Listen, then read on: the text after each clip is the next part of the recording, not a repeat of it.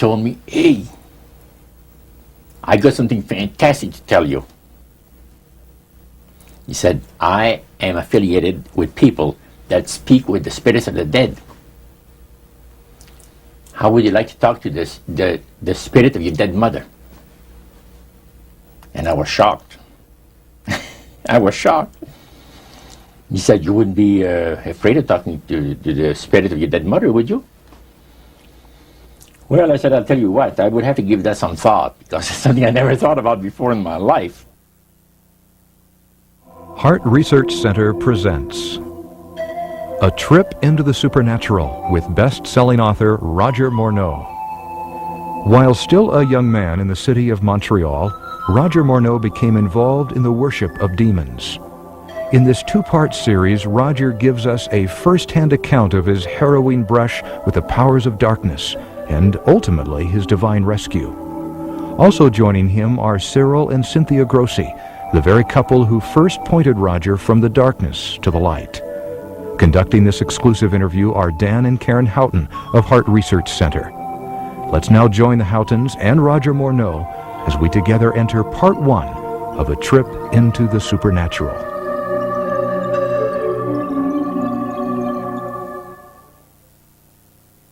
How in the world did you ever get involved in praying to demon spirits? Well, when I came out of the Navy after World War II, I was looking for take up a trade in Montreal, Canada. And at that time, I ran across a fellow that had been on a particular ship with me. And he said, hey, Morneau, you're alive. How nice to meet you. He says, let's have a dinner tonight. I said to my boss, can I have the evening off? Because I was the assistant to the Windsor bowling alleys and billiard, you know. It's the high-class place in Montreal where all the dress manufacturing people go and relax. So I got the evening off and I went out, we went out and had dinner. He told me, hey, I got something fantastic to tell you. He said, I am affiliated with people that speak with the spirits of the dead. How would you like to talk to the spirit of your dead mother? And I was shocked. I was shocked. He said, you wouldn't be afraid of talking to the spirit of your dead mother, would you? Well, I said, I'll tell you what, I would have to give that some thought, because it's something I never thought about before in my life. Most of us probably haven't. A little afraid of something like that. Well, he says, you know, it's written all over your face. You're afraid of going to a seance. But he says, I know you. He says, you're going to come.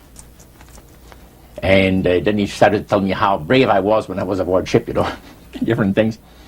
He says, you're not the same man. You're changed. You're chicken.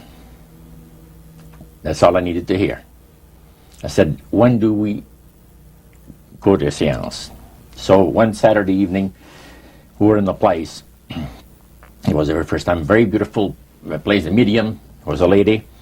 She had a gorgeous new home in Montreal. And there were about 20 invited guests there, which I was one of them. And she communicated with the spirits for different people there and telling them what the spirit said. And then there was one lady that had been talking almost continually before the seance started, and she didn't believe in the dead appearing and all of this and all that. And she said, well, I would have to see my dead sister, she says, to believe it. So while the seance was going, one man said, I would like to talk to my friend that died 6 months ago, but I don't want him to appear. Just want to talk to him. Because he says, I don't trust you talking to my friend for me. So the medium says, let me inquire of the spirit. Yeah, the spirit will talk with you.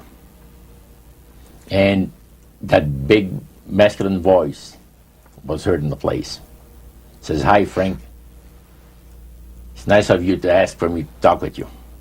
And they had a little chat. And after it was over, Frank says, this is the greatest thing on earth.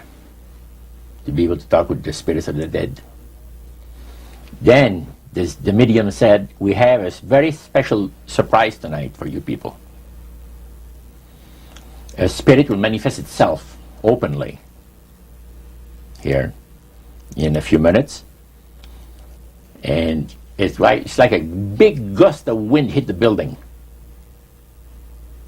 and right through the wall.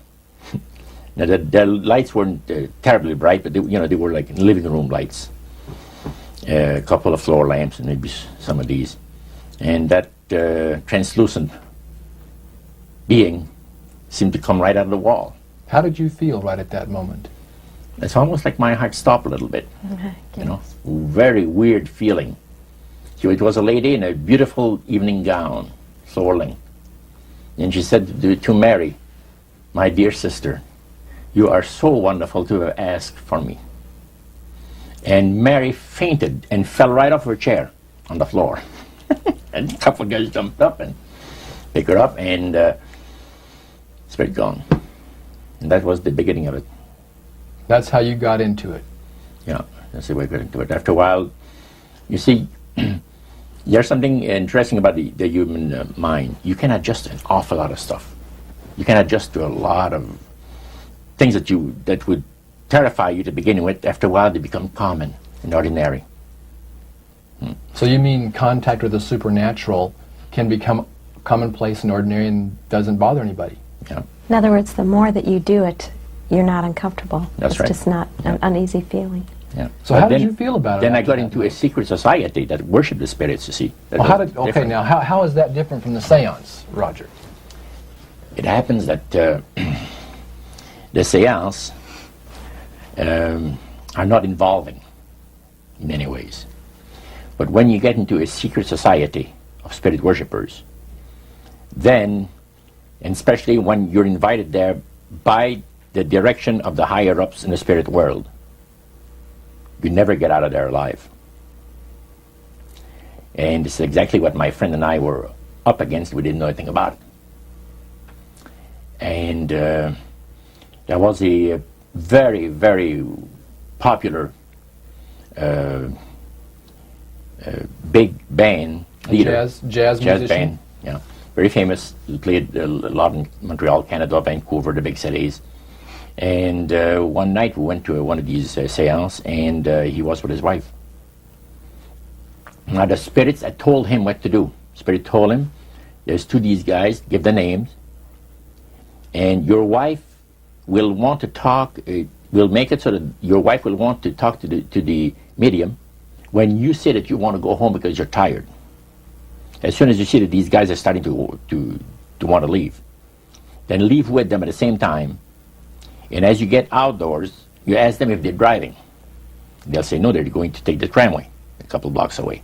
Well, you invite them to get in your car with you, and that you will take them to a fancy restaurant and treat them to some good food and talk about the merchant navy. And that's what the guy did.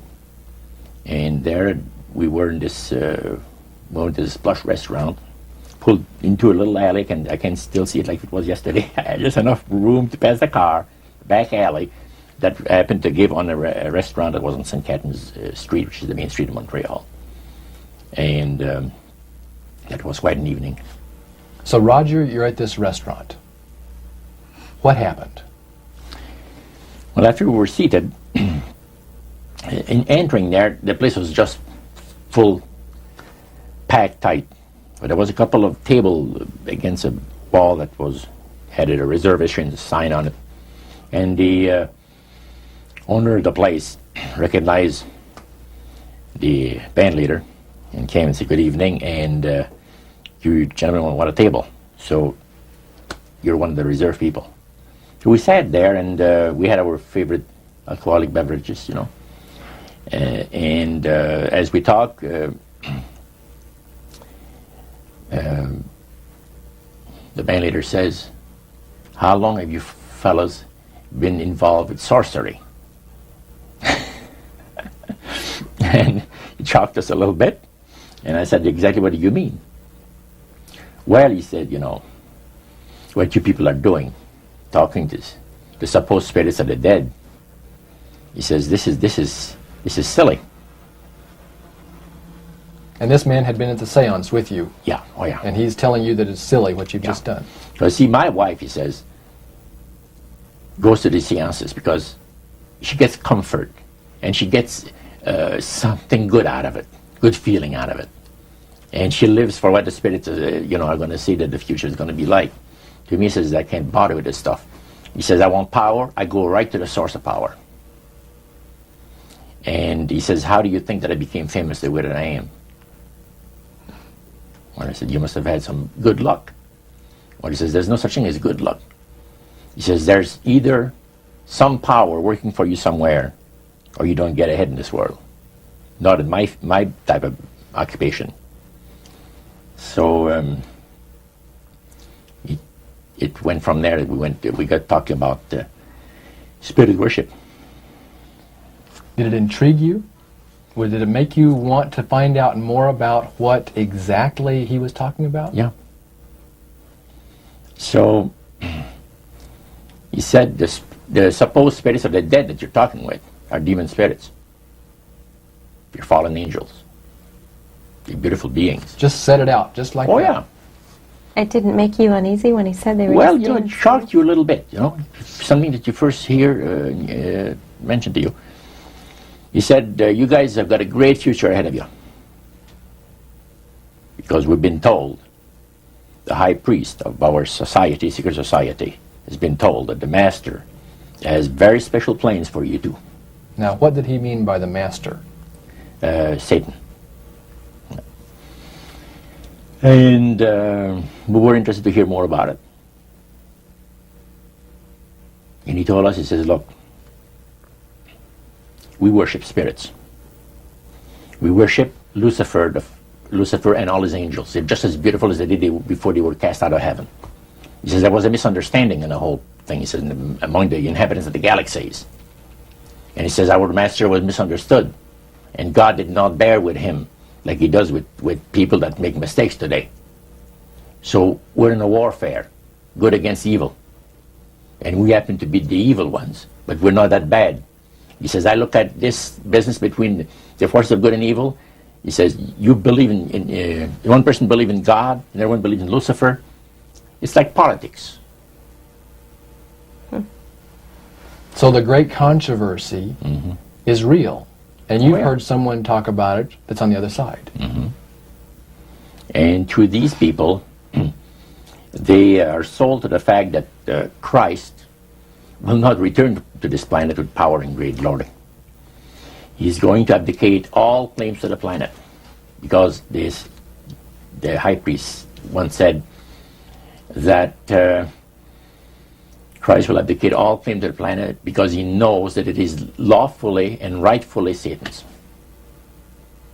And at that time he says, Lucifer, you mentioned Lucifer a lot of times, but he mentioned Satan also. He says, the master, usually they like to talk about the master will resurrect his people from the graves. Now George is telling you all this, or the high priest? George. Okay, when the evening wound down, and you're putting a cap on all that, you guys had consumed some alcohol. Yeah. And did you feel like that there was kind of a one-shot deal? You didn't know if it ever happened again? What happened after that? He said, no. I said, listen, guys. He said, I like to have you, he says, meet some of our people. What about next week, Wednesday evening?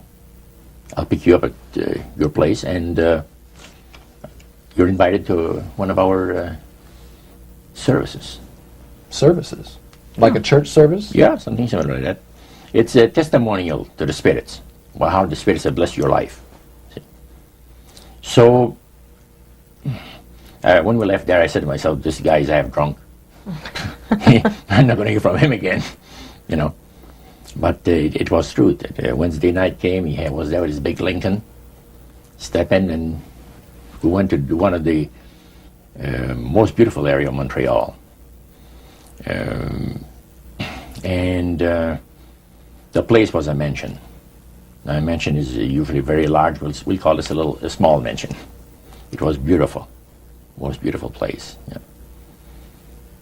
Roger, your friend George took you and Roland to this mansion where people worshipped the demons. What was it like there? What kind of people were there? Well, it was a big surprise for me, as I kind of made up in my mind an idea that they were going to be rough-looking characters. But as we entered the place, I was amazed to see that they were all very well dressed, well mannered, and that a lot of the people, as we were being introduced to people, were professionals, doctors, attorneys, a lot of business people.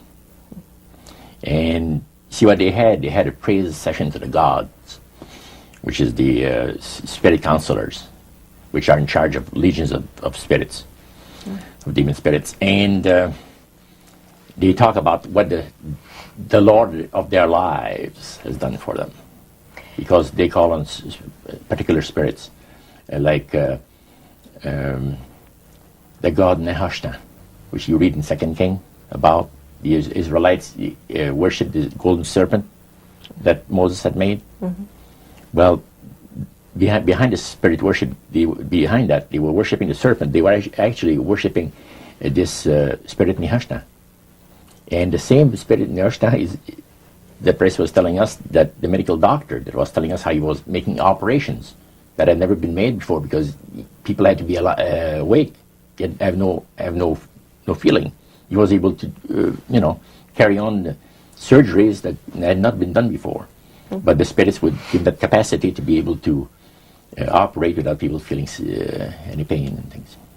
And also without no problem with the blood, because as he would cut his incision, because his incisions, everything open and with no blood running. So he could do the work that has not been done before.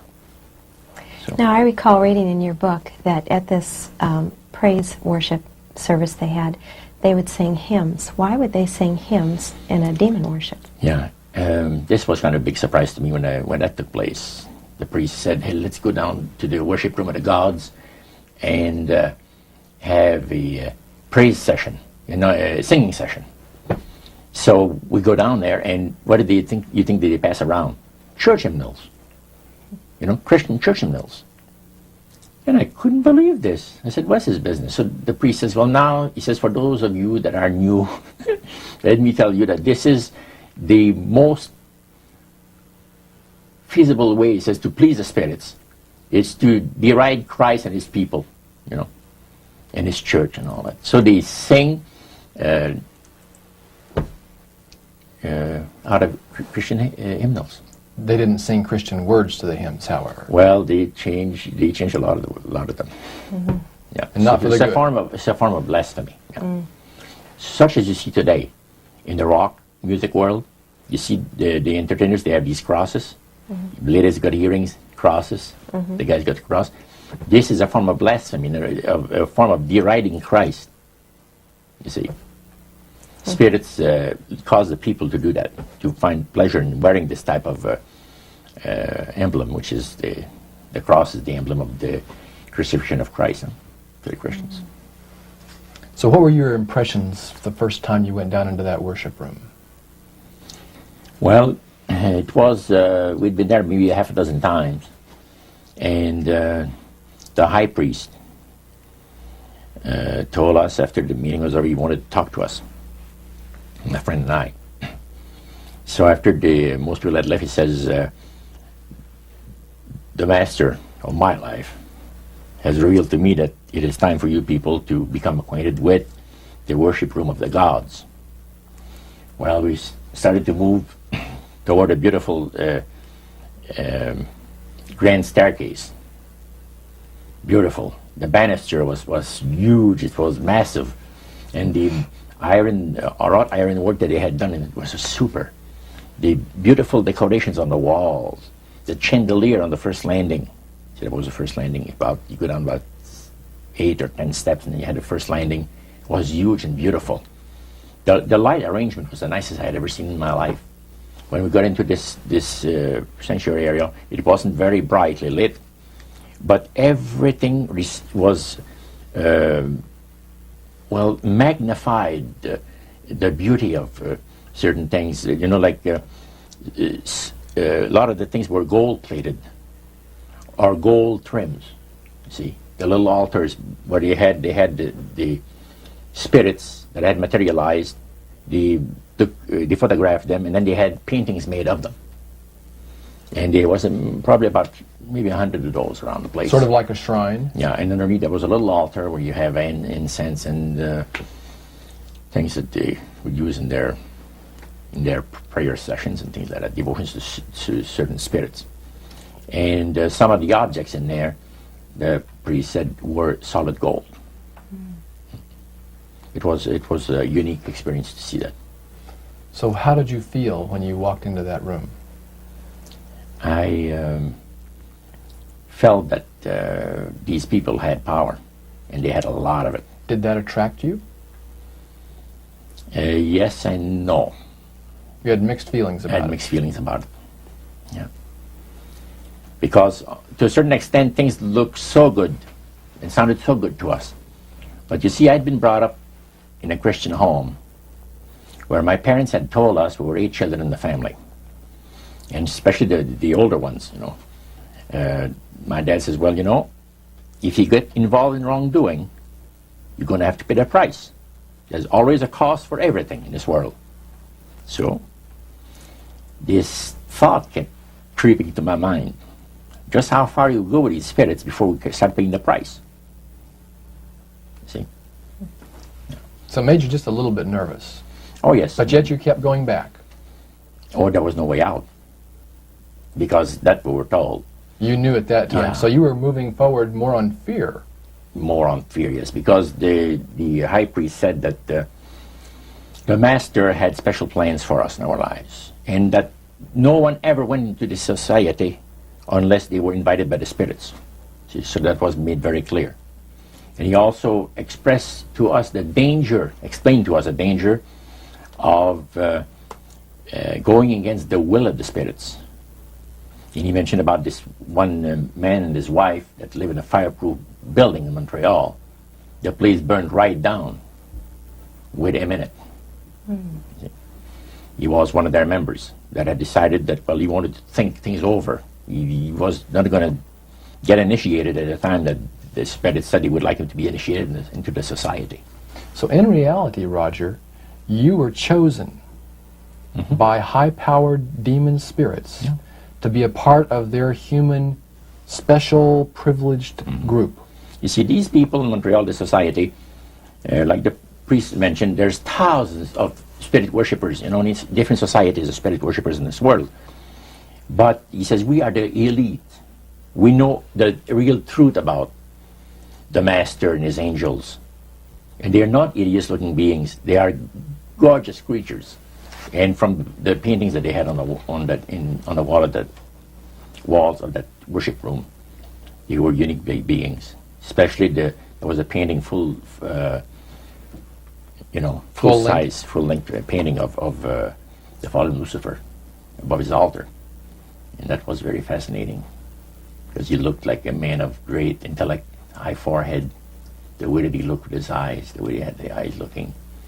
It gave you a depth of perception of somebody that is very, very knowledgeable and Powerful. Powerful. Yeah. So Roger, this high priest that you talked about, he is the one that ushered you down into the worship room. Was he also the one that led out in the praise sessions that you talked about? Yes, and he had an assistant also, another priest. Okay. Now, when you would go to these praise sessions, what kinds of things happened at those sessions? Well, there's a lot of success stories. Positive mental attitude kinds of things? Well, yes, a lot of success stories. The masters has done this for me and that for me. I remember one lumber dealer, he had like half a dozen different operations in the province of Quebec. And everything that he touched seemed to turn to money. You know? And he was telling about it.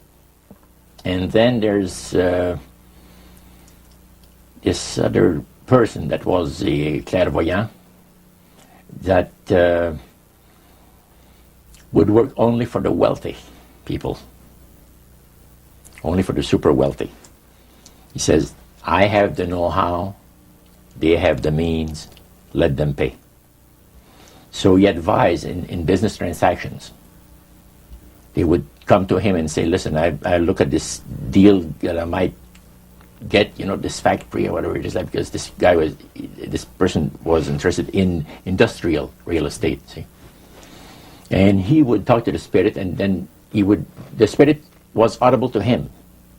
See, you could hear the spirit talk to him, but the man did not hear.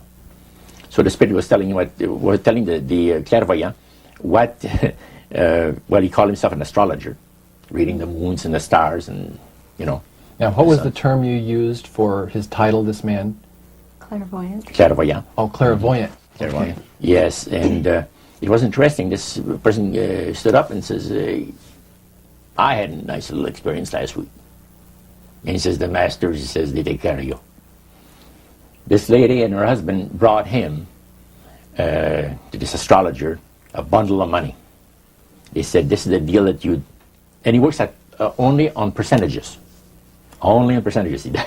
He doesn't work for set amounts of money. Only percentages of what the people are going to make. So he said, they brought me a substantial amount of money. And they were very happy with it, and I thought it was very reasonable. But then my guide, spirit, says, ask them when they're going to give you the other $1,700 that is really yours. And he says to the folks, I would like to know now, before we leave here, when will you have the $1,700 to give me? That makes up my part of, rightful part of the deal. The wife fainted, and the husband says, we'll have the money for you within 24 hours. So that was this type of priest session. So he was thanking the demons for helping him to know that. Oh yeah, even spirits, yeah. At what point did this demon worship start to affect you personally, Roger?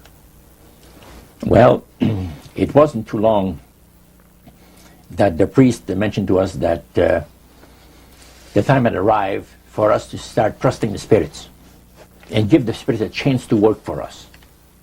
And there was a number of gifts that you could choose from. See? And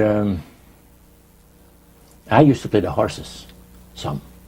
Not knowledgeable at all. I used to go to those bookies, play the horse every so often. But I said, hey, I would like to be able to, for the spirit to instruct me on the numbers and the name of the horses that's going to win, at Belmont or some other racetracks like that, make myself a little money.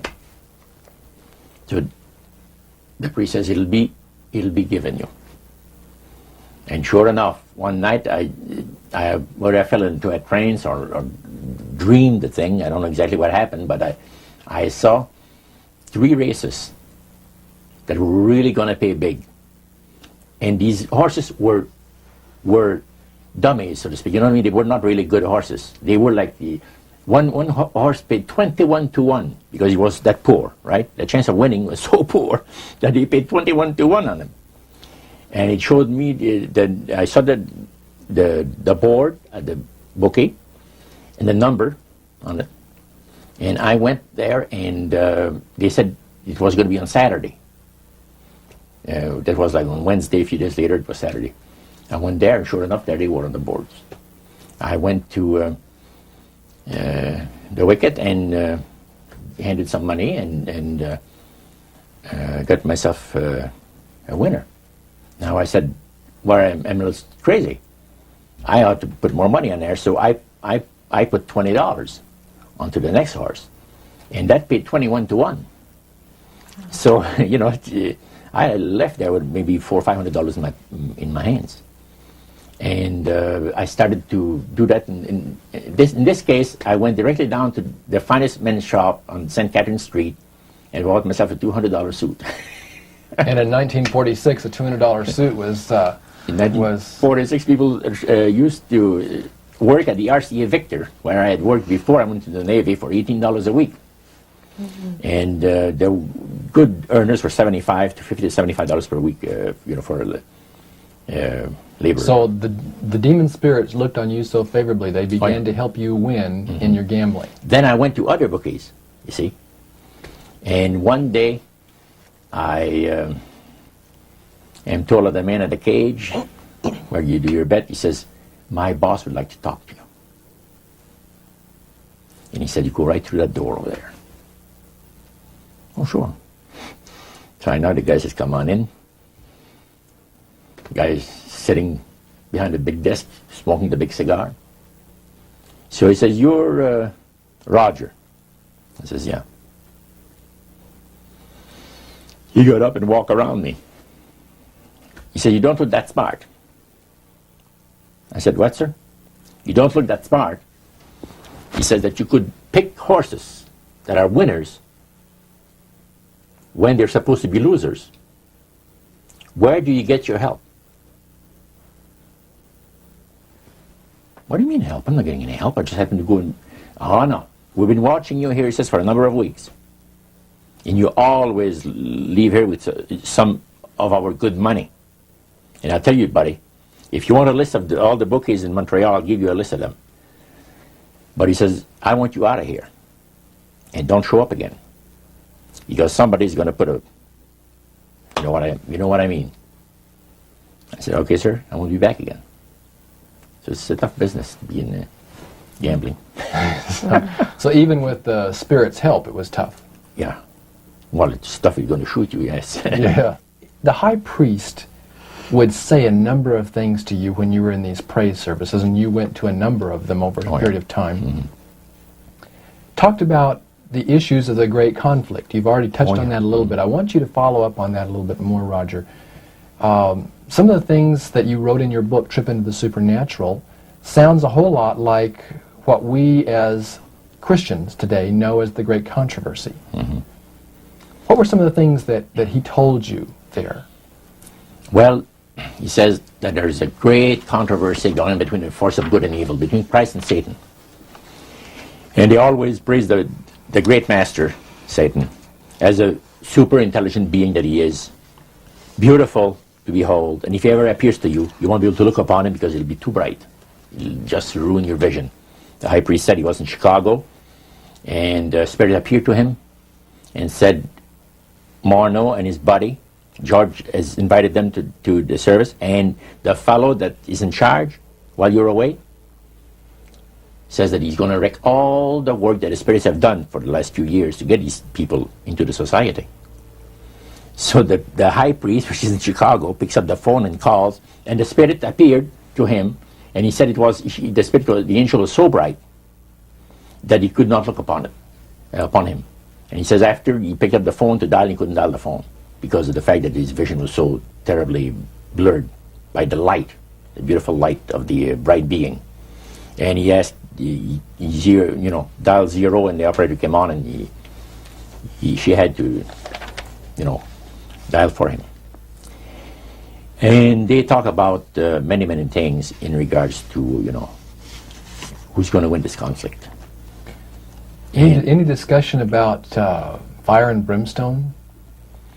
Yes. He says, the Bible people, talking about the Christians, they read in the Bible that, we're all going to land in a lake of fire and this and that. So that's baloney. He says the conflict is going to end peacefully. Christ is going to realize that you might as well abdicate the rights of this planet, take his few people on with him to his planet in the center of the galaxies, and we will be left with a master who will resurrect all his people that will be as numerous as the sand of the sea. See? And the master will rule forever and ever and ever. A happy people. And he named some of the people that's going to be there. I don't want to mention the names because they're known to history. Yeah. So that was quite impressive. Did you always feel, Roger, that these people were telling the truth? Oh yes, yeah. Yeah, they really had things down straight. But I was not satisfied with the answers. And there was something, and I understand now it was the Spirit of God saying, hold back, fellow. Hold back. And the priest had talked about us thinking seriously about being initiated into the their Into cult. the rite. So they let you come to sort of take a look, see, but you can't go back for several months. Oh yeah, it's not a matter of whether you're going to be initiated or not. It's when. when. Okay. You see? So they begin to press you for a commitment. So the priest said, look, fellas, I'm not going to pressure you into anything, okay? But I want to show you what the spirits can do for a devoted servant. We went downstairs, not through the staircase that I talked for the worship room of the gods, but at the other end of the building, went downstairs. And a number of times I'd gone there to the men's room and I heard these typewriters clicking like the dickens. Man, it's going. I said, why do we have a lot of people typing in there, in that room? Well, we went there that evening and he knocked and the man says, come on in. And there was all those typewriters moving along by themselves, typing at the speed that I'd never seen before.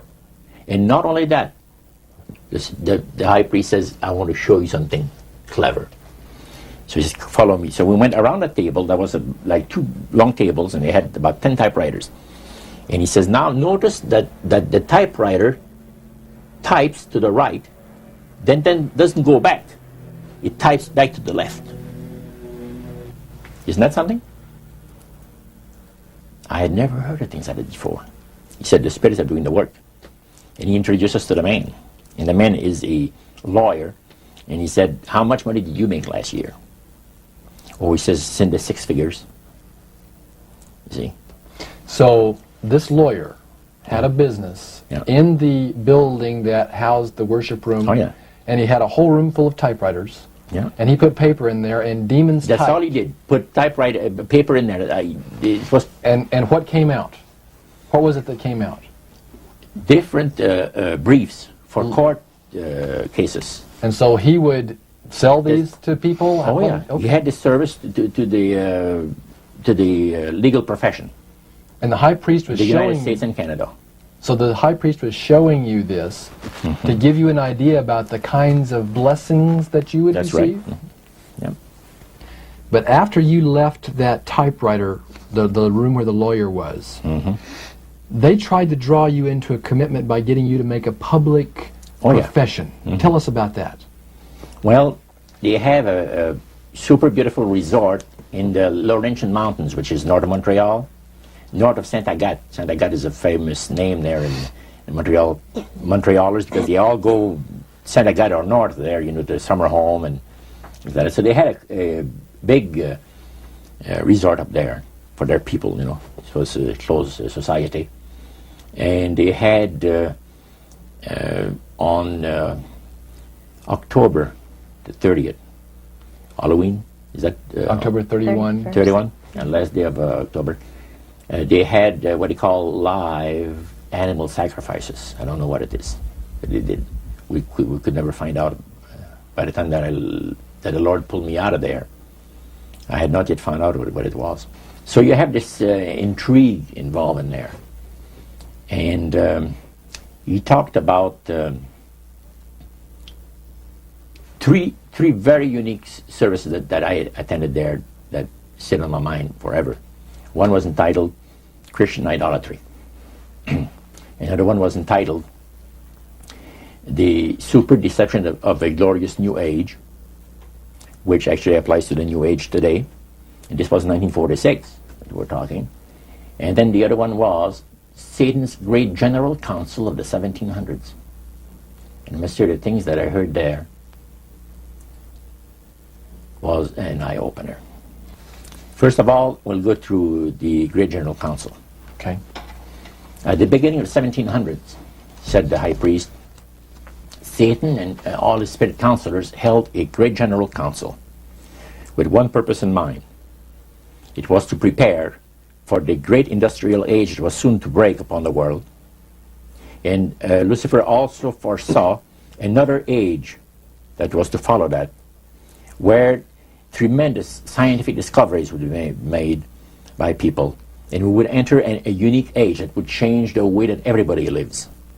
It would also serve to usher in the end times and the close of the great controversy between the forces of good and evil. And the priest said that Lucifer had been studying the Bible. And he found in Daniel 12:4, where we are told about the time of the end, many shall run to and fro, knowledge shall be increased. He understood it to be that we're getting to that point. And he had, with all the spirit counselors, to change their modes of operation in order, to ensnare people. And he devised a way whereby people would disqualify themselves from being members of Christ's kingdom. And he was just very candid about this. Oh, yeah. Telling you and the rest of the group, 60 or 70 people there, the plans that Close to 100 people. Lucifer had revealed to him. And by the time the council came to a close, they had 3 major policies that were going to be followed. First, they were to see to it that humans would be made to believe that Satan and his angels do not really exist. Because see, up to that time, you could walk down a street of Paris and you would have signs that would say where you have a soothsayer or a fortune teller of some type, and if you want to put a curse on someone, you could go and see this other old lady over there, the old witch. That's the way it goes. But now it had to change.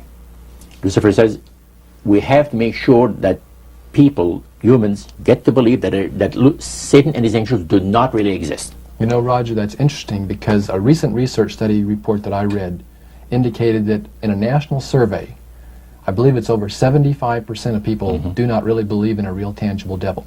But there is one. Oh, yeah. Now, the next thing, the 3 parts policy that they had adopted there, the second one was to find a way of being able to get total control of people's minds. And that would be done by taking hypnotism out of the realm of the occult and introduce it as a new science for the benefit of mankind. So part of what the high priest told you was Satan's strategy to take total control of people's minds. They felt that by taking hypnotism out of the realm of the occult and introducing it as a new science for the benefit of mankind, they could then use people of great renown, educators, people of capacity, that would do great things, such as supposedly regress people in time to former lives that they had. And of course, after the session is over, the person would not know a thing about ancient history, and the person that she or he has talked about performing, certain deeds, we'll say 3,000-4,000 years ago. But this was their strategy. Now, what this would do for the thing is this, that it would create in the minds of the general public, solidly set in the mind of the general public, an unwavering trust in that great deception. In other words, people could, they would believe it. This person was hypnotized, was regressing time to, former lives, and did this and did that, and no deception. Maybe Alexander the Great, we will say, and some of his generals and people like that. And the person, after the session is over, comes out of hypnotism, and he or she doesn't know what she's talking about. So now this would be a way of de-Christianizing the Western world through the avenue of mysticism. Now the time came when Lucifer decided that he had to choose a person to initiate this thing. And Franz Mesmer, which was an Austrian physician, was chosen. Because the priest told you all of this? Oh, yeah. Okay. Because he was most capable. Mesmer originated a theory called animal magnetism, later on named mesmerism. Mesmer was led by the spirits to believe, and this is what the priest said, was led by the spirits to believe that certain persons have a magnetic influence within themselves, so to speak, that would cause them to have great power over other persons, even to the point of placing them into a trance. And at that time, that was readily accepted by people in general, at the time that Mesmer lived. So people realize, you know, they said that some people get a capacity to put you into a trance. That's the way. Now, by the time that he died, in 1815, a lot of the physicians in Europe were using hypnotism as a means of anesthesia. Now, hypnotism is the same as mesmerism? That's right. Okay. So mesmerism that's been developed to a higher degree of refinement. And the priest went on saying that the plan of Satan to deceive the human family this way, he says, is the most intriguing thing to his mind. And he went on saying how it was going to be brought about. He said that a fellow by the name of Darwin and another fellow by the name of Thomas Henry Huxley would be used by the spirits because in their childhood they had been hypnotized by medical doctors.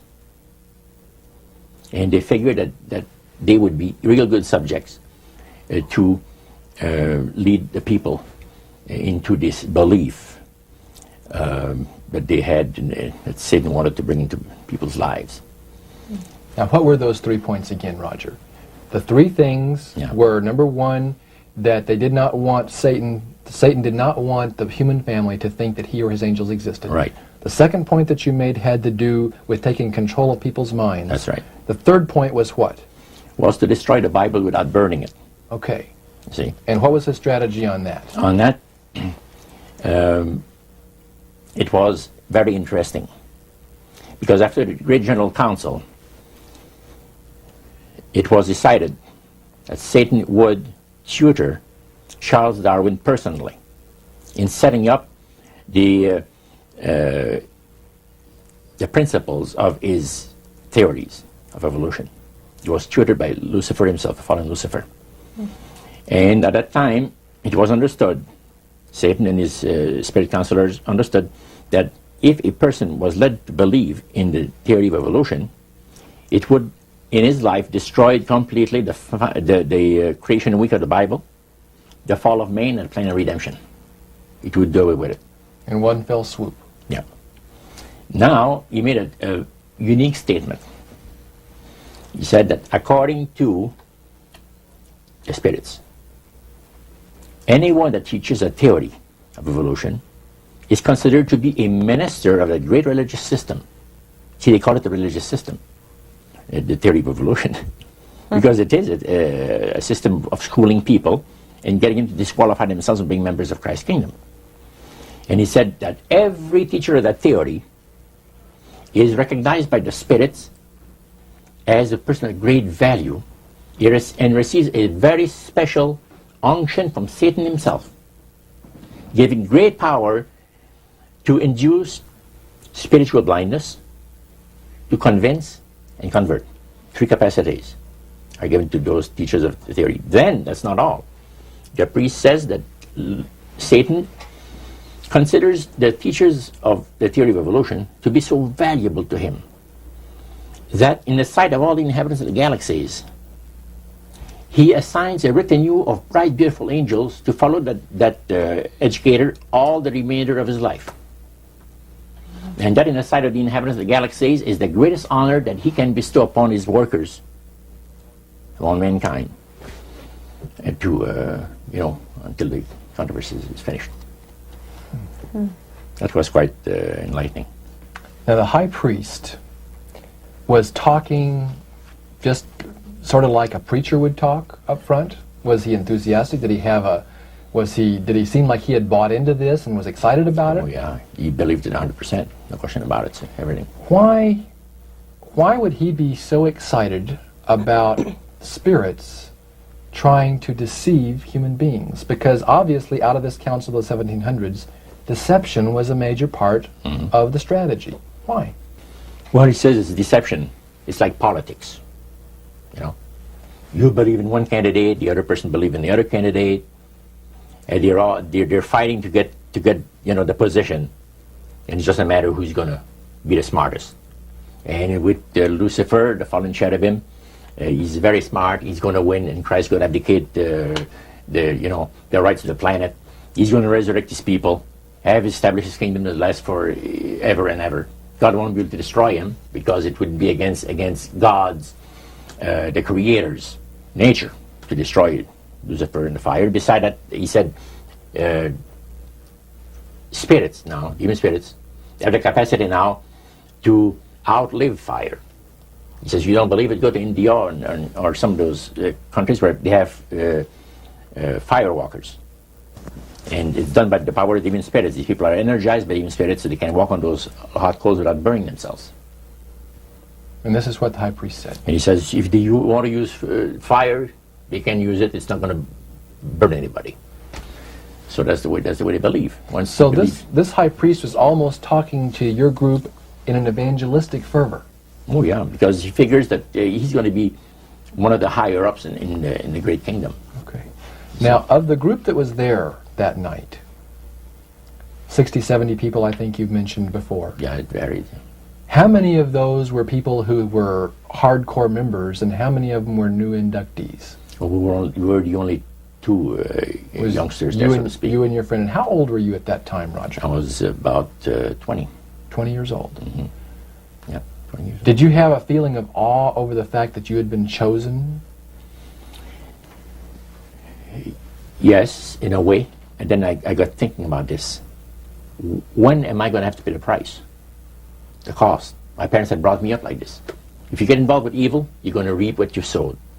So you want to be upright in life. And if you associate with evildoers, they'll probably land you in jail or somewhere else that you wouldn't want to be. So there's always a price to be paid. So you had that little something maybe instilled by your mother and father a long time ago that kept you from making that full commitment. Now, one of the things that really amazed me and shocked me and made me sick at heart is when the priests talk about Christian idolatry. What is Christian idolatry? The priest mentioned that word. Yeah. Tell us what he said, Roger.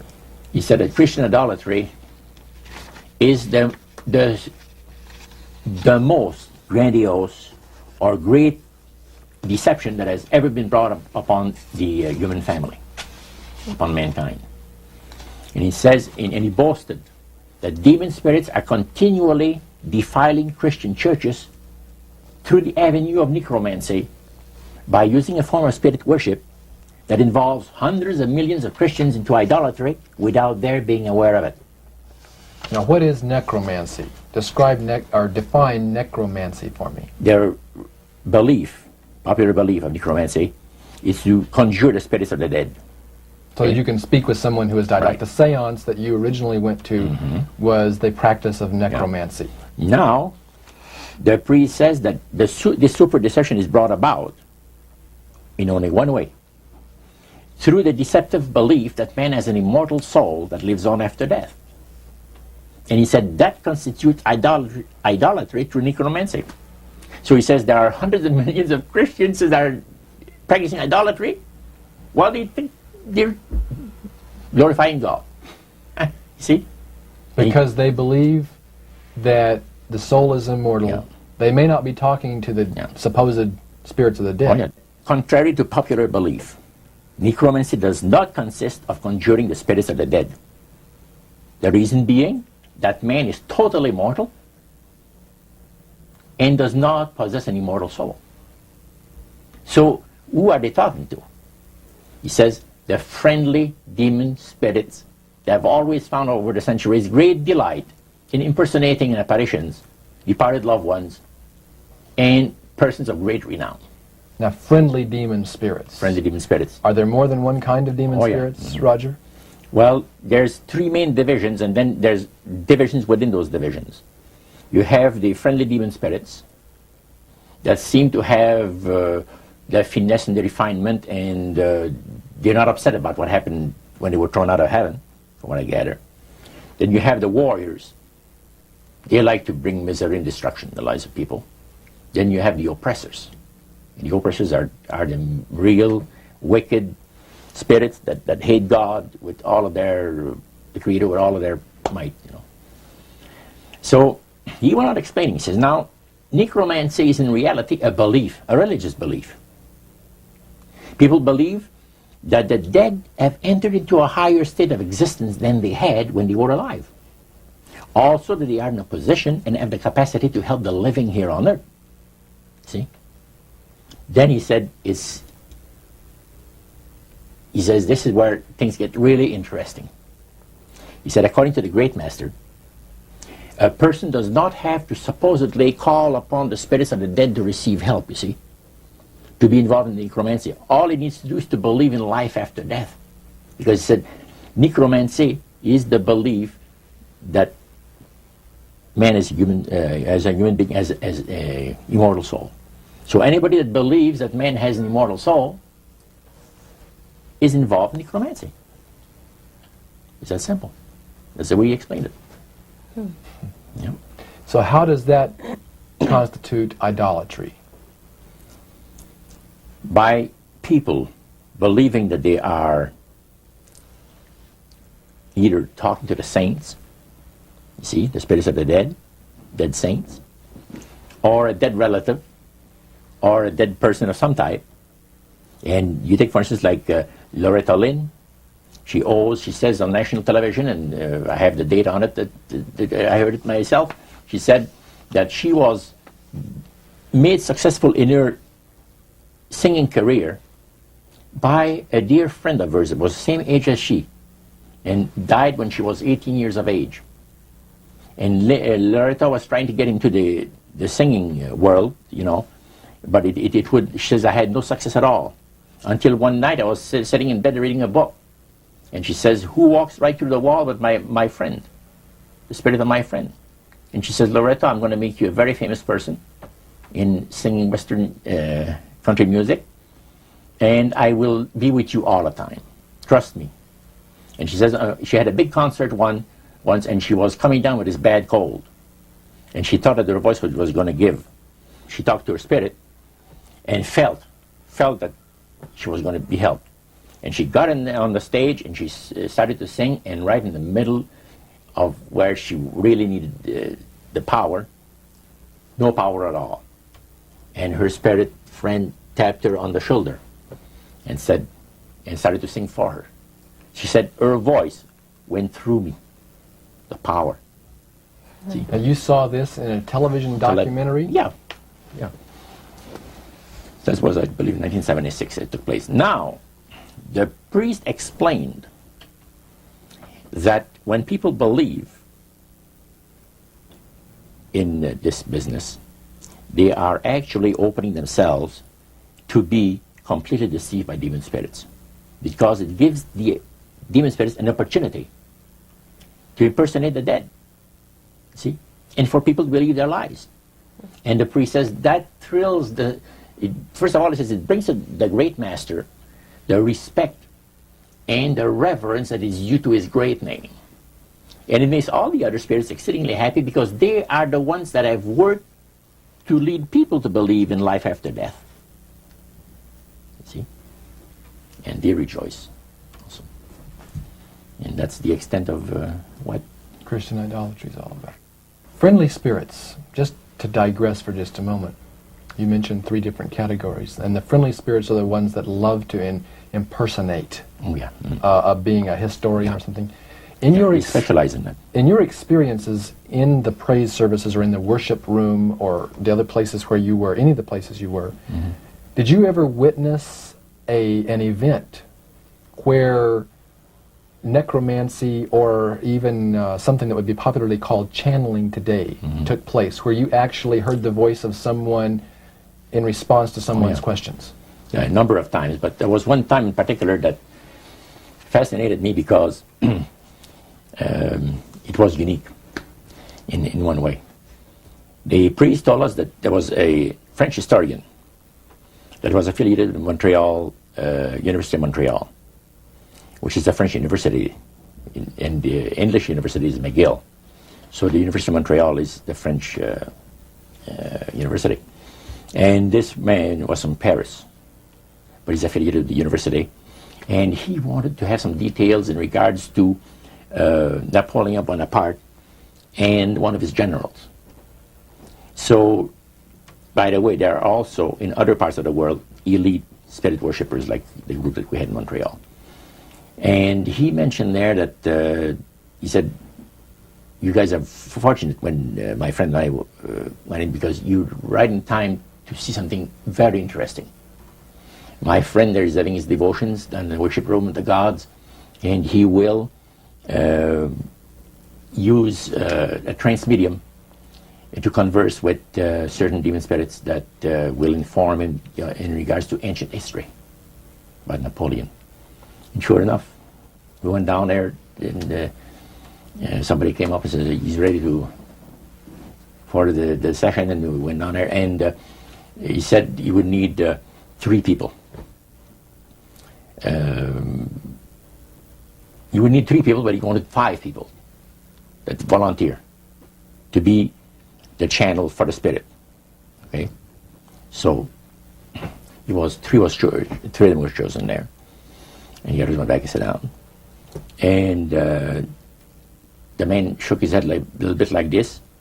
His eyes went glazed, and he stayed at it for a half hour. And the spirit spoke to him. He said, I'm a spirit counselor, and what would you like to know?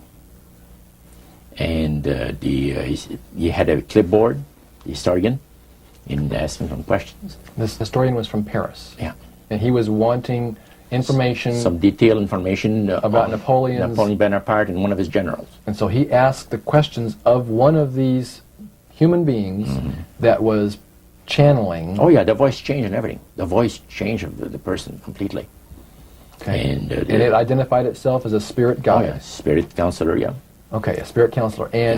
And then proceeded to tell him all the events that he was asking, answer his questions? And there was a certain question that was asked, and the spirit counselor said, I will have Lord Remy and Lord Alphonse duplicate, in other words, the dialogue that had taken place. Oh, and the 2 other drama. Yeah, and the 2 other men fulfilled what he was looking for. But the one thing that interests me is the mayor of Montreal, Camillien Hood. During World War II, at the beginning of the war, he was very controversial when in regards to the war effort. He would tell the French-speaking boys not to go into the armed service, you see, because you're going to go and shed your blood for the British, you know, and we're their servants, so to speak, and all that, and he didn't want them to go into war, and they put him in prison. He was jailed for the length of the war for this. Now, the man said, I would like to have you tell me, to the spirit, to give me part of the speech that was given by Camillien Hood on the steps of the Montreal City Hall on a certain date. There are different versions of what has taken place, and you, Lord, would know the exact one. Now, the mayor of Montreal was still alive. Was still alive. And this historian is asking what was actually said at a speech. Yeah. Okay. The spirit counselor said, I'm sorry, I can't help you. All of my activities and my people have taken place in Europe. However, after my departure, our departure, other spirits will come and help you. And sure enough, the guy vibrated a little bit, and he's back, and he said, boy, how long? He said, 20 minutes, been used as a channel. So they, again, the spirit entered into him, and the spirit said that he was a spirit counselor that could give him the information that he was looking for. So, again, it was given verbally, and it was the voice of Camillien Hood. Now, how did you know that it was the voice? Well, because of the fact, you see, I was a youngster in those days, just about ready to go into the army. And Camillien, we used to listen to the radio We had no television in those days, so it was only radio and read newspaper. And all the speeches of Communion made and all of it was on the radio all the time. And in those days, they had no tape recorders, as we have now. So Communion would have to go to the Canadian Broadcasting Studio, where they made a record, a real phonograph record. And then they played it over and over, for the rest of the day. So you listened to those as a teenager before you went into the Army, so you knew his voice. So I knew his voice really good. So I said to George, he was sitting next to me, he said, "Isn't it amazing?" He said, "If you think that's amazing, wait," he says, "until the spirits impersonate one of the departed people that you know, personally, like an uncle or a brother or a sister or something like that." He says, "That is unique." But that's the way it was. You are able to reproduce a voice, man, and just to perfection. The spirits are exceedingly proud of this, because, and this also was right up my alley. The priest said that as the times on this planet gets more and more difficult, and calamities of all kinds are striking the planet more and more frequently, demon spirits are going to impress people with the importance of Sunday sacredness. Roger, when I was a teenager back in the 1970s, I remember a song that came out talking about the age of Aquarius. Mm-hmm. And since then, we've seen the development of the New Age, and I wondered if back when you were involved in spirit worship, if they talked about New Age at all.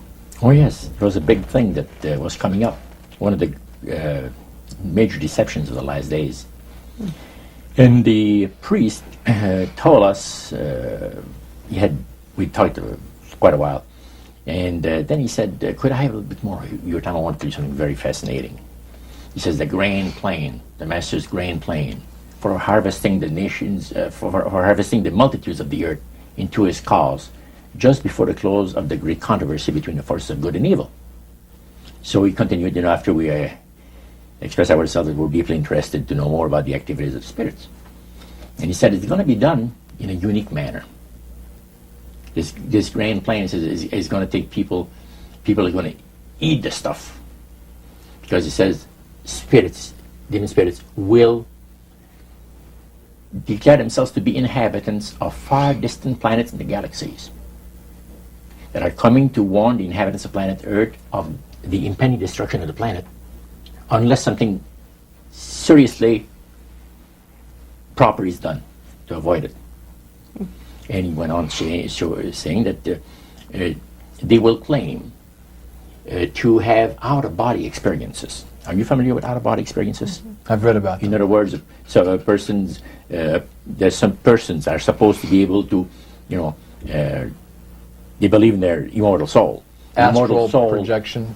Yes, right. Goes into different parts of the world and sees things and come back, and then they write all about it. I've heard of that. So, due to the fact that the millions of the earth, people, believe in people having an immortal soul, he says it be readily accepted when the spirits will, through a trance medium, converse with influential people of the land, you see. Now, what is a trance medium? It's a channeler today. What is known today as a channeler? Channeler, yeah. Okay. Shirley MacLaine's experience of getting involved with spiritism and with the inhabitants of far distant planets in the galaxies, I taped the whole thing. It's 3 hours. And you were hearing the fulfillment of what this high priest had said 45 years ago. Yeah, exactly. So he went on explaining about the fact that the spirits will show themselves willing to give valuable guidance that will not only help people avoid the destruction of the planet, but it would cause it to enter into a higher state of existence. For instance, he said the spirits will promise, and this is a big word, promise, that if their recommendations are followed carefully, they will usher in a glorious new age of peace and prosperity, and there'll be there'll be no more wars. You see, There'll be no more famines. There'll be no more people getting unhappy with one another. Neighbors will love neighbor, and social unrest will not take place no more. It'll be there'll be perfect happiness for 1,000 years. That's what the Spirit is going to promise. And Almost like the Garden of Eden created all over again. And now we find that a lot of preachers are preaching the great age of glorious new age of victory over wars, victory over social unrest, victory over famines, and victory over all kinds of. And he used the words New Age to describe what was coming. It would be a glorious new age, yeah. And this is exactly what the movement is all about today. And he went on and said, as I said a little earlier, that as life on this planet becomes more and more difficult, and calamities will strike the planet more and more frequently, the spirits at that time are going to put all their effort to impress religious leaders, to bring before the masses of the earth the sacredness of Sunday. See? They will teach Sunday sacredness. And with the religious leaders, looking forward to 1,000 years of perfect peace on earth, they will put all their effort into it. Then laws will be passed by governments. One person asked, what's going to happen about people that don't believe in the Spirit's recommendation? The priest says, that's be no problem at all. Laws will be passed by governments that will force people to go along with it, regardless of whether they believe in it or not. And he says the law enforcement officers will explain to people, make it clear that such a law is necessary to assure the well-being of all people. He says the laws will be passed with no effort at all. And then he went on and he said about the fact that the venerability of the sun, which in ages past was such an irritant to the Creator. All these great nations and other nations, the smaller ones, were all involved in sun worship. And in those centuries, the Creator found that teaching of worship of the sun to be a terrible irritant. And he said, it is going again to take place, but not in worshiping the sun, in remembering Sunday to keep it holy. He made a statement I would never forget. He says, by the observance of the day upon which the master, Satan, has placed the unction of his authority and power, he receives homage, regardless of whom people claim to worship. Isn't that something? So, can you understand now why I had 28 Bible studies in 1 week and started to go to church on Sabbath? And I never missed since until I became sick. The issue of a day of worship came up in that meeting. Was Sunday the only day mentioned? Well, you see, the priest mentioned, yes, about the fact Satan has chosen Sunday as his day. The Creator has chosen the 7th day of the week. Lucifer has chosen to call his day the first day of the week, Sunday. See? And regardless of what people claim to worship, worshiping God, the Creator, by observing that day, that particular day, they are bringing homage and respect. Now, at that time in your life, you were 20 years old or so. Had you ever heard of a Seventh-day Adventist? Never in my life. In that He meeting... didn't talk about Seventh-day Adventist. He talked strictly about Adventist. Well, they just talked... But they did... The word Adventist was mentioned. The priest was telling us that necromancy, as I mentioned earlier, is the belief that the dead have entered into a higher state of existence, etc. And he says, for centuries, friendly demon spirits have worked diligently to establish and uphold in the religious convictions of all people the belief that man has an immortal soul. See? Then he boasted about the fact that the master was so smart in that he had deceived the whole world, even in this age of great scientific knowledge and understanding. Then one person put his hand up. And that priest says, yeah, yes, we want to say something? He says, what about the Adventists? You can't count them to see regarding the state of the dead. And I got a question. What about, how come that they can't be brought under the great deception? The priest said, you're right. I apologize, says here, I made a mistake. When I said that all the millions of people living on the face of this planet, everybody, you know, was honoring the great master.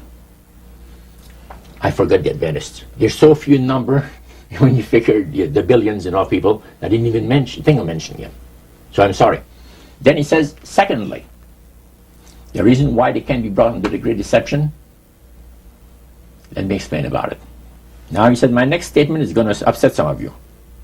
But what I'm telling you is the honest truth. It is factual. It's reality. The fact that the Adventists observe the biblical Sabbath of creation and reverence the Creator on that day, it makes it impossible for the spirits to deceive them. They are given very special help and great spiritual insight. And he said, under these conditions, they are not ordinary people. And that stayed with me, man, just like this. And when I heard the word Adventist, when Sarah told me later on, which we're going to cover later, I asked him, I said, what denomination do you belong to? He said, I'm a Seventh Adventist. What is that again? He said, I'm a Seventh Adventist. I said, is that the same thing as Adventist? Oh yeah, he says, a lot of people call us the Adventists. They don't talk about the 70s. Same thing. Boy, I was interested. I bet you were. Now, I wanted to know what his Bible said. Yeah, I bet you did. Because that was the one group that under question only, the high priest of the demonic worship house. Yeah. The thing that he had said to you was, this is the one group that can't be deceived. That's right. And so somewhere back inside that that resistance you had came out, and you awoke. A few months later, that experience, unique experience, was instrumental in helping me make a decision for Christ. And also, I had no hesitation to join myself to God's commandment-keeping people because of the fact that I knew what kind of people they were. And after having had 28 Bible studies in 1 week, I started to keep the Sabbath, forever. But you see, the time that I had these Bible studies, 4 hours per evening, we started at 7 o'clock and finished at 11 o'clock at night. We had this Bible study similar to what you showed me the other day, that you have in your pocket. The Bible studies were about an hour. There were questions, and then you looked at the verses that they gave you in the Bible, and you had your answer. It was so fantastic. And the Spirit of God was really ministering to me the graces of redemption. Every moment of all those Bible studies was precious. Precious, precious, precious. Roger, at that time, your major language was French. You did not speak English, and all of this happened in the French language in Montreal. How long after you became a Seventh-day Adventist, or after you learned of Seventh-day Adventists, did you read the book Great Controversy by Ellen White? Well, I joined the church. I first had the Bible studies in October of 46. In April of 47, I was baptized into the church. In September of that year, Hilda and I got married. And the French church in Montreal gave us, as a wedding gift, the Conflict of the Ages series. And I had not read the Greek Controversy up to then. But then you read it. Yeah. And what went through your mind when you read the book Great Controversy, thinking back on the experience you'd had maybe just a year or so before? That's right. What went through your mind? This person is inspired. This person has got knowledge that nobody else has on the face of the earth, except, the Spiritists that I was mentioning, because it's so unique. See? Well, I find it very remarkable that they were willing to share the strategy that Satan is working on with this group. Of course, their plan was that it would never get out. That's right. Under seal of death. That's right. Their plan is that you don't have to worry about saying anything about the great master. Because as soon as anybody strays some, the spirits will tell the high priest right away what's taking place. They did with my Bible study by Wednesday night. I studied on Monday and Tuesday. By Wednesday night, spirit counselor appeared to the high priest and says, you have one of your defectors. He says, that Morno guy, you're going to get rid of him. Because he's out there studying the Bible with the Adventists, the people that the master hates most on the face of the earth. And the high priest almost had a heart attack. Because he said, I kind of like you. He said, that's what he told my friend. Because I didn't see him after that. But he told my friend to try to convince me to go back, to spirit worship. Roger, you were 72 hours away from making a full commitment to the elite spirit worship. Mm-hmm. How did God rescue you at that strategic moment? Well, I'll tell you, I should really go back a couple of weeks in time. As the high priest had talked to us about the advantage of getting initiated in the society on the 31st of October, that night I came home, went to bed, and I couldn't sleep till about 3 o'clock in the morning.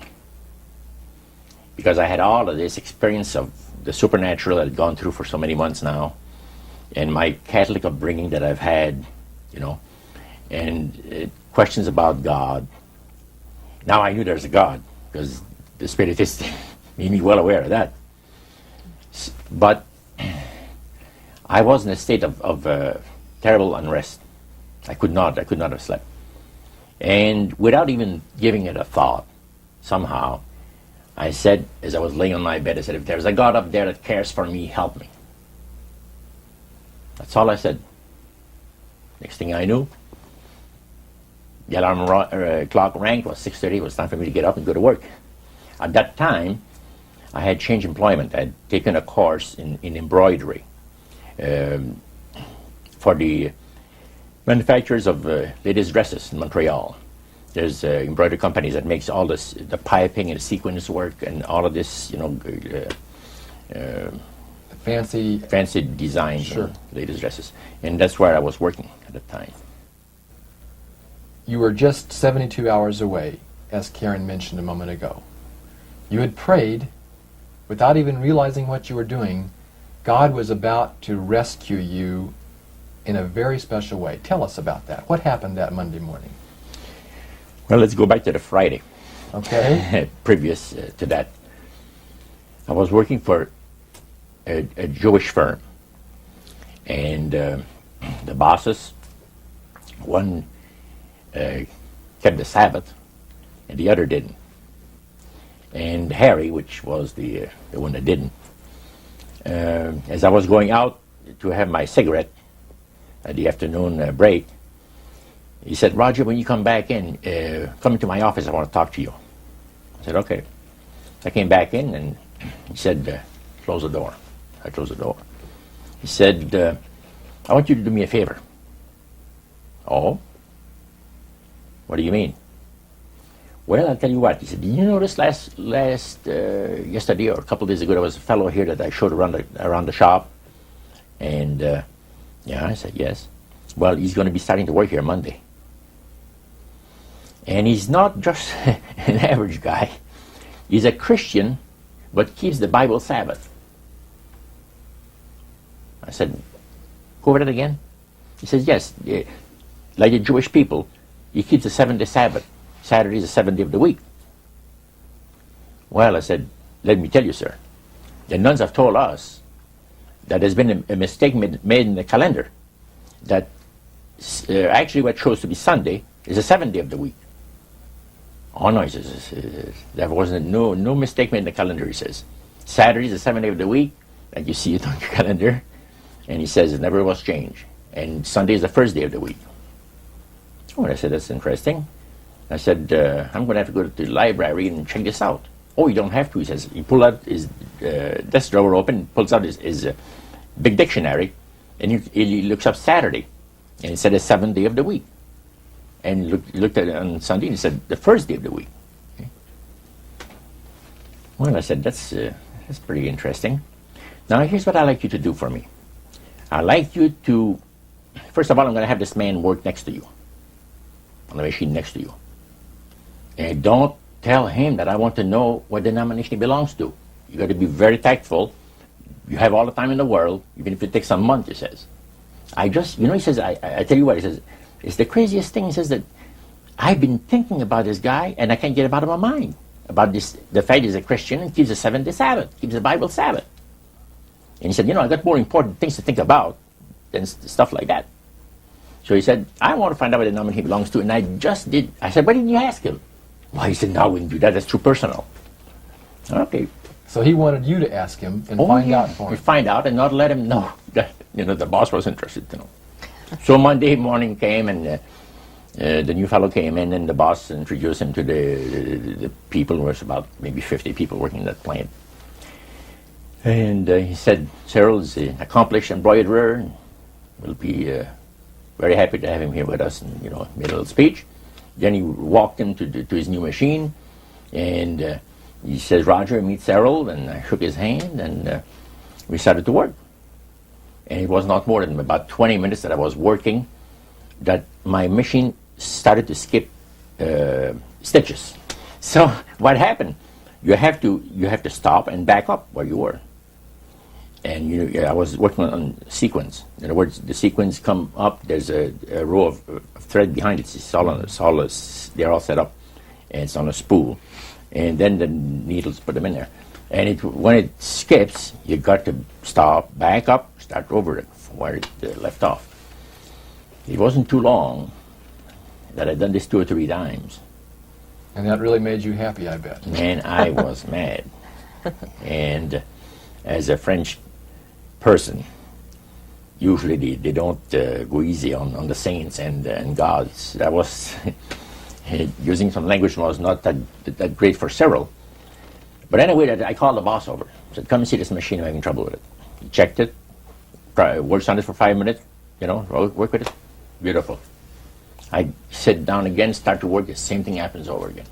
Harry, after he tried that 2 or 3 times, he said, Joe, come over. He's the old guy that knows everything about everything, in the shop. So he looks at the tensions and adjusts things, and he says, it's working beautiful.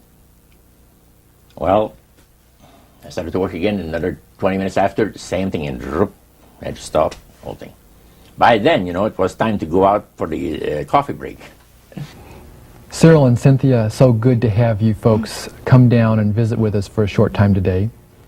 And Cyril, I want to start off our visit by just asking you about an experience you had, I believe, almost 45 years ago. That's right. You had gone to work at a new embroidery shop in Montreal, Canada. Mm-hmm. And there was a guy that was at the next machine to you that first day you went there. Did you notice anything strange about him? Yes, I did notice he had some peculiarities that, well, to say the least, they were different. First of all, when he worked at his machine, when he had a little malfunction, he knew how to, well, criticize the machine by using some language that was quite offensive, to me at least. He would curse at the machine, and in both French and English. He was quite a linguist. And when my machine would break, he noticed that I would just fix it and keep on working. There was a difference, and he noticed a difference himself. We were both behaving differently when our machines didn't function right. Now, so that very first day, there were problems with the machines. Your machine and his machine had problems. They both had problems. But you had a chance at the break time to get acquainted with him. And how did he approach you?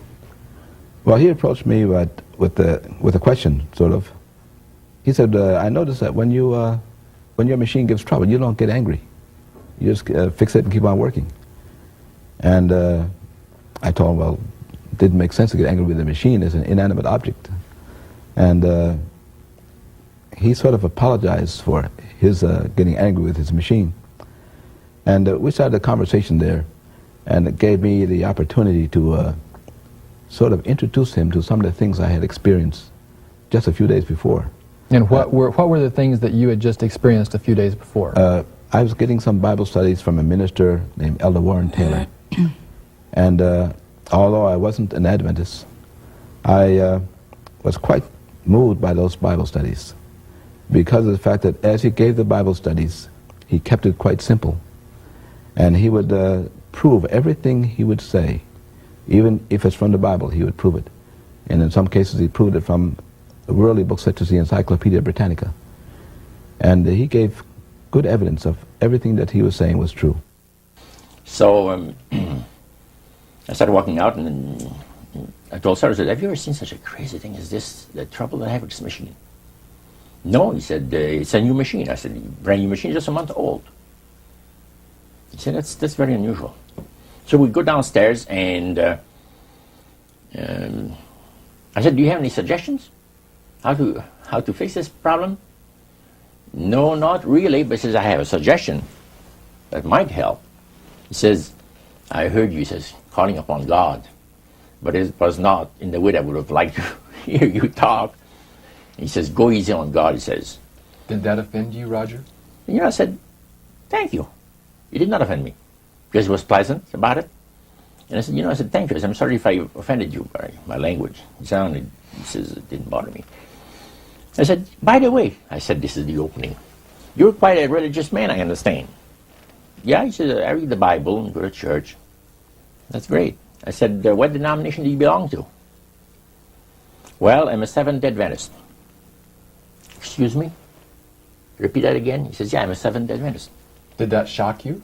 Well, the word Adventist shocked me.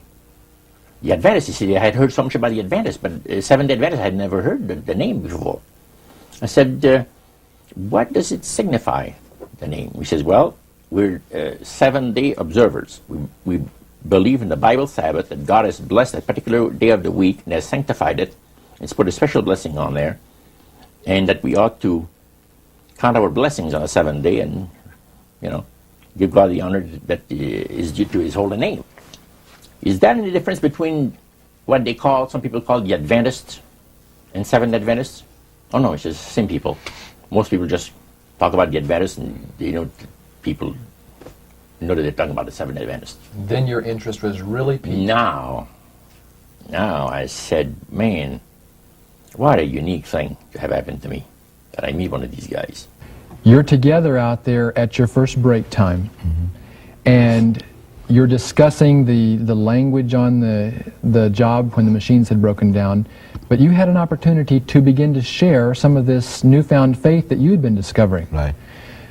Did you find him to be interested, open? Well, what really happened was he would ask questions, and I found out later that the reason he asked questions was when I went to get the job, I was so impressed with Elder Taylor's Bible studies that I told the employer right away that I didn't work on the Sabbath. He said, well, that's all right, you don't have to work on Sunday at all. I said, no, Saturday. So being a Jew, he became rather interested, and he told Roger, Roger told me later on, check this fellow and find out why he keeps my Jewish Sabbath. So Roger's questions were motivated by the fact that he was told to check. And the more questions Roger would ask, the more interested he became himself. So as he became more interested, and I told him more, he suddenly said, I want to hear more about your religion. And I said, okay, this weekend. He said, no, tonight. So we talked about a number of things. And after lunch, I told him, I said, I want to see you at 3 o'clock. Again, I want to have another question for you. So 3 o'clock came along, we had the coffee break, and many things had passed through my mind. And I knew that if I get involved with the religion, the Spirit is going to destroy me. So I'd been assured, we'd all been assured of that. You don't deviate from the will of the spirits, otherwise Your you're history. nothing, your history. So I told him, I said, Cyril, would you show me out of the Bible the things you told me today if I went to your house? He says, yeah. Yeah, he says, yeah, I'd be glad to. He says, when, next week sometime? No, not next week, tonight. Did he look surprised when you said that? Yeah, he's surprised. He said, what's the big hurry? I said, I can't tell you why. But it has to be tonight or never. He said, you serious? I said, yeah. And you can't tell me why it has to be tonight? I'll tell you the reason why. He says, I would like to have you come another night. Because I have my collection of jazz records that somebody's coming to look over. He had been collecting jazz records for years. And he said, I have somebody's interested to buy them. But he said, well, I said, well, forget about it then. And he said, man, He said, you really mean what you say? That you want to see these things in the Bible? I said, sure. Okay, he says, come to my place 7 o'clock tonight. Give me his address. So that evening, 7 o'clock sharp, I rang the doorbell. Did that startle you? It startled me because it was fortunate I had 28 Bible studies for busy people, something I just bought. And I ran home, Cynthia and I were married at this time, and I ran home and I told Cynthia, we have to give some Bible studies because this fellow's coming tonight. So I went through the first couple of Bible studies as quickly as I could and got myself familiarized with them.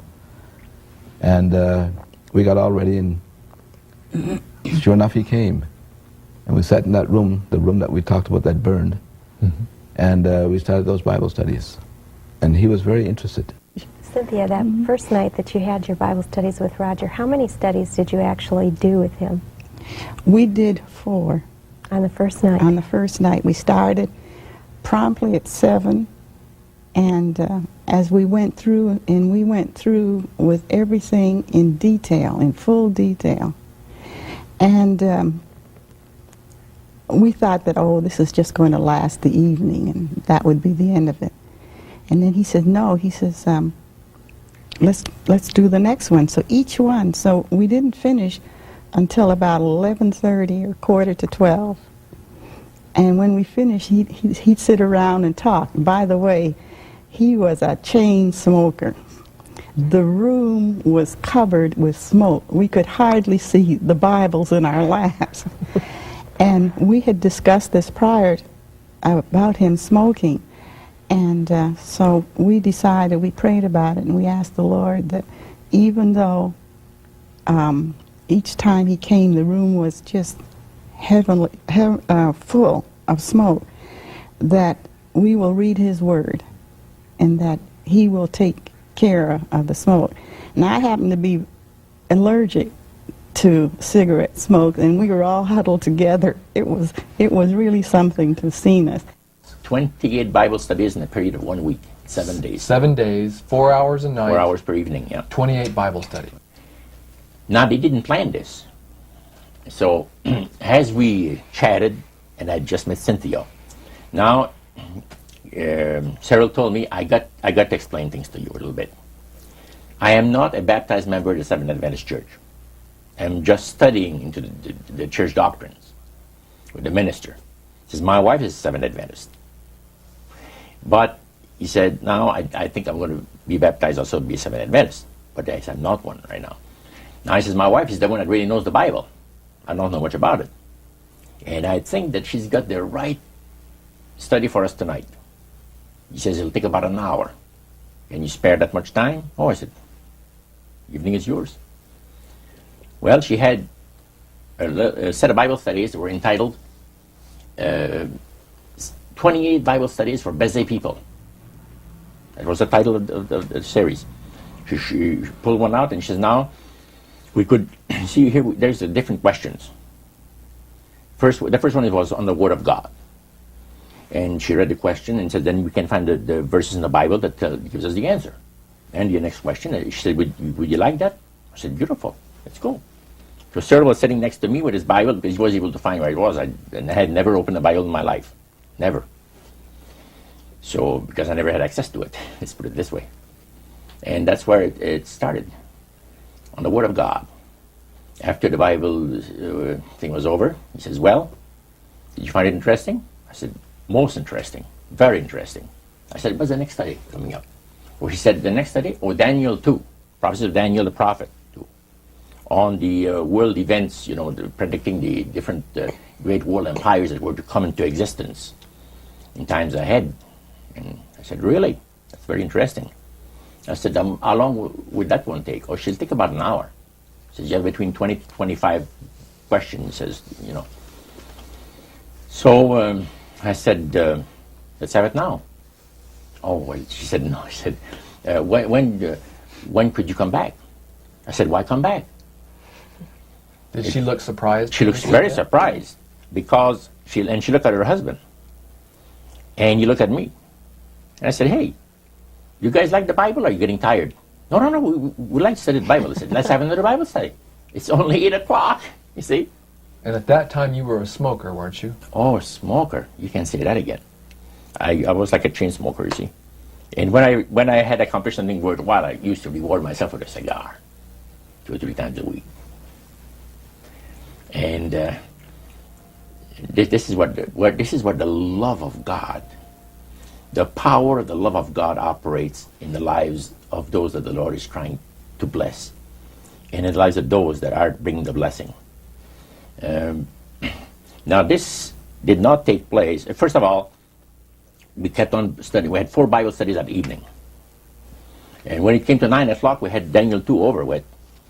I said, what's the next Bible study? And she said, well, the one that we're going to have, will you come on the weekend? Could you come on the weekend? I said, yeah. I said, I can come on the weekend. What is the title of it? She gave me the title. I said, man, that's interesting. It's only 9 o'clock. Let's have it now. So Cyril looks at her, with very surprised look on his face. And Cynthia, she looked at him. And I said, what's going on between the two of you? It's like you have a conspiracy that says that we're not going to study the Bible with this guy more than, than an hour or two. But she said, let me be honest with you.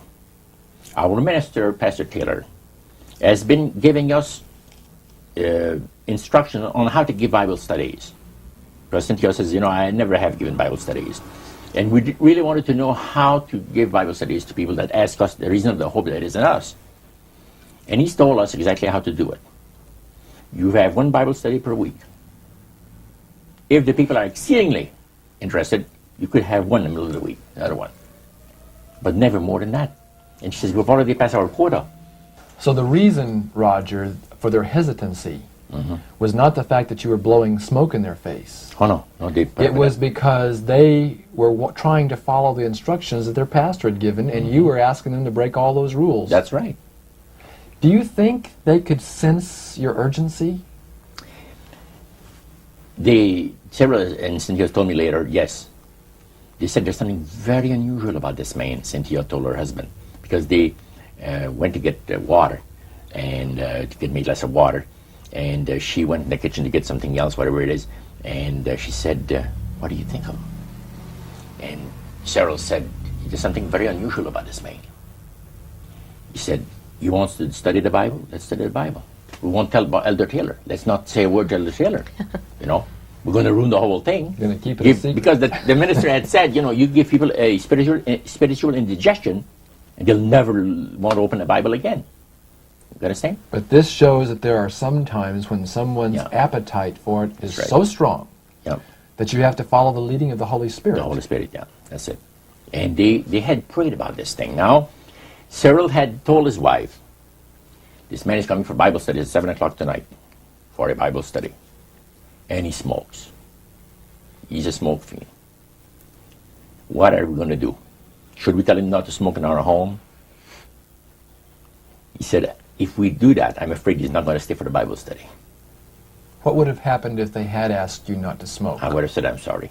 You're not my kind of people. You see? You're too reserved for me. I'm sorry. And still to this day, I thank God for the leading of the Holy Spirit that at that crucial time moved in there and inspired these people to say, wouldn't you die, Cyril, for us to save a soul for Christ? Cynthia said to her husband. He said, yeah. It's not going to kill us, even if we inhale all the smoke that he puts out, right? Because they had prayed about it, and then they had thought about it, and then when it came to be 7:15, he said, what are we going to do about the smoking? Are we going to tell him not to smoke or what? And then when she came out and she said, let's put up with it. Well, we had that 3rd Bible study. Now it's 10 o'clock. And I said, by the way, what's the next title? And she told me about it. My goodness, this is a beautiful Bible study. I said, let's have it. And he said, really, Roger, we've studied too much tonight. We're never going to be able to remember these things. Oh, I said, you'd be surprised. I got a mind like a sponge for the things that I like. He said, you're enjoying yourself. I said, never heard anything like this in my life. Let's have another study. What time do people go to bed? First of all, I don't want to, infringe on your on your regular habits of resting yourselves. And, well, he said, we go to bed 11 o'clock. Beautiful. I said, go on, Cynthia. And Cheryl says, go on, Cynthia. And we had another Bible study. Now the Bible studies are over. And I said to myself, if I'm still alive, I want to be here tomorrow night.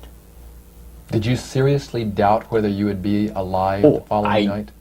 I felt sure I was going to be killed, going to be destroyed in some kind of an accident.